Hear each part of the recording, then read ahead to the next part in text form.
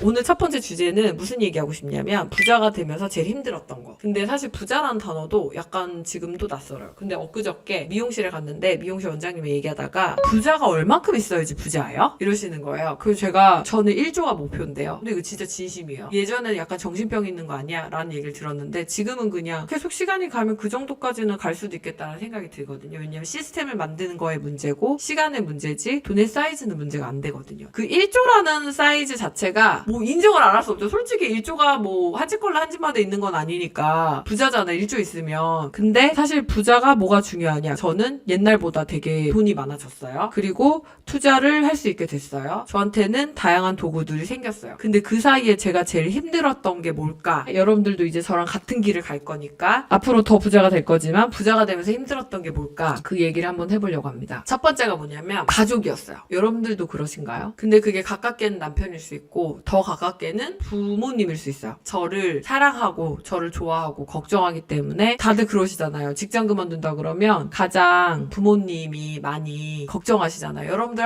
아마 얘기해보세요. 엄마 나 내일 퇴사하려고, 당근 자판기라는 여자가 있는데 그 여자가 퇴사하면 더 잘 된대 이러면은 미쳤다고 할 거야 아마. 그것처럼 저도 저희 부모님은 제가 간호사인 게 좋은 거예요. 그리고 좋은 병원 잘 다니고 있고 돈 잘 벌고 있고 가끔 병원 입원하면 직원이라고 하니까 잘 봐주는 것도 좋고 그냥 그런 게 좋은 거예요. 그러다 보니 자연스럽게 병원을 안 그만뒀으면 좋겠다. 그리고 고생하지 않았으면 좋겠다. 뭐 다양한 이유가 있겠죠. 근데 어쨌든 그런 이유로 인해서 저희 엄마는 저한테 항상 그랬어요. 너는 부자가 될 팔자가 아니니 이상한 뭐 부동산 투자 같은 거 한다고 따라다니지 말고 조용히 직장이나 다녀라. 그런 얘기를 진짜 많이 했어요. 정말 많이 했어요. 그래서 처음에는 되게 힘들었어요. 그래서 저는 어떻게 했냐면 인연을 끊었어요. 안 봤어요. 근데 내가 너무 사랑하기 때문에 안 봤어요. 왜냐면 계속 그런 얘기를 듣다가 보면은 제가 너무 힘든 거예요. 그리고 내가 이러다 우리 엄마를 미워할 것 같은 거예요. 그래서 사실은 엄마를 안 봤어요. 안 본 지 되게 오래됐고 지금도 저는 저희 집에 안 가요. 저희 남편만 가요. 왜냐면 제 멘탈을 지켜줘야 된다는 거를 이제 알아요, 저희 남편이. 그래서 아이들을 데려갔다 오고, 왜냐면 저희 엄마는 여전히 또 걱정이 되고 병원을 그만둔 게 싫기 때문에 또 그런 얘기를 쏟아낼 거예요. 왜냐면 잘 되는 것 같아 보여도 부모님은 항상 걱정이잖아요. 그러니까 걱정의 말을 나한테 하는데 이제 그 말이 저희 멘탈을 흔들리게 하면 안 되니까 저는 안 봤어요. 근데 어떻게 보면 되게 독하죠? 이 정도가 좀 있긴 있어야 돼요. 그러니까 약간의 도끼가 있어야 돼요. 엄마랑 연락을 하지만 엄마한테 직접 가가지고 무슨 얘기도 하지도 않고 직접 얼굴을 봤을 때 엄마한테 받는 이런 얘기들이 제 멘탈을 흔들어서 전 지금은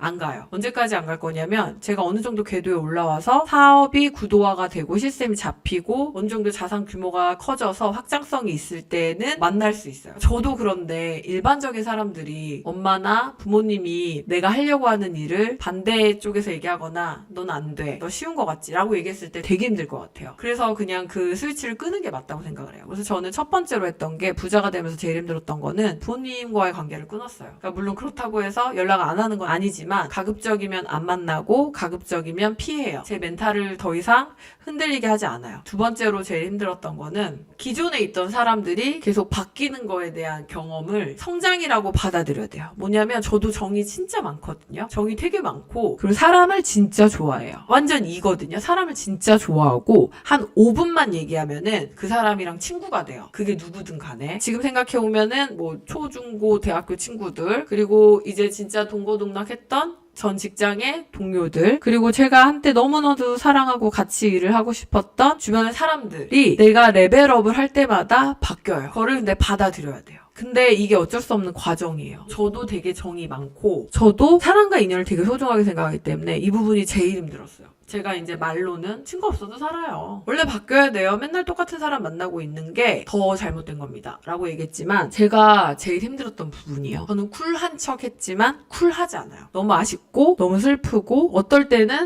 내가 잘 못해서 이 사람을 끌고 가지 못했나? 그리고 이 사람과의 관계가 조금 더 키워가지고 끌고 갈 수 있었을 텐데 막 약간 이런 생각들을 되게 많이 하게 돼요. 왜냐하면 저는 이제 어느 순간부터는 좀 투자하면서 사람들을 리딩하기 시작하니까 이제는 같이 끌고 가던 사람들도 바뀌는 시점이 오는 거죠. 근데 그때도 그냥 어쩔 수 없어요. 담담해야 돼요. 영원한 거는 없고 계속 바뀌고 여러분들이 그때 이제 잊지 마셔야 되는 건 그게 레벨업을 하고 있다라는 증거다. 혹시 만약에 사람들이 바뀐다고 하여도 괴로워하거나 슬퍼하지 마라. 왜냐면 이제 이런 인연이 지나고 나면 새로운 인연으로 또 채워지고 새로운 인연을 통해서 또 새로운 경험을 하고 또 새로운 삶을 살게 되고 새로운 것들을 알게 되니까 조금 이제 이런 일들을 그냥 담담히 받아들여야 되지 않나 라는 이제 말씀을 드려요. 또 이제 약간 돈을 벌면서 부자가 되면서 제가 괴로웠던 거 힘들었던 걸 또 말씀드리면 내 생각을 얘기하고 같이 함께 공감해줄 사람이 점점 줄어든다. 뭐냐면 내 생각을 같이 얘기했을 때 이 얘기가 되는 사람들을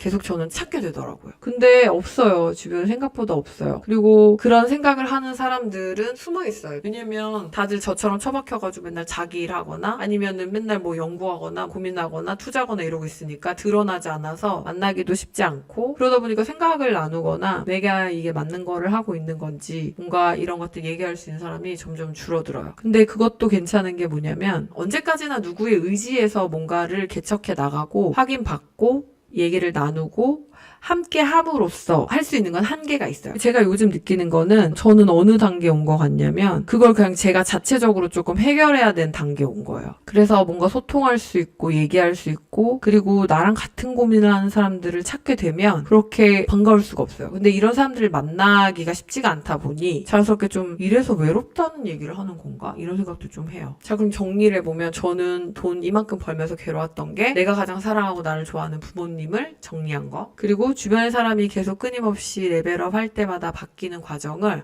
담담하게 받아들이는 거. 그럼에도 불구하고 내 얘기를 들어줄 한 사람은 있겠지라고 했지만 없다는 거. 그래서 그냥 내가 자체 해결해야 돼요.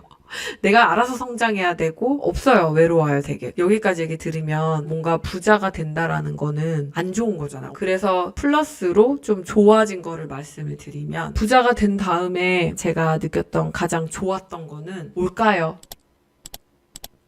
먹고 싶은 거.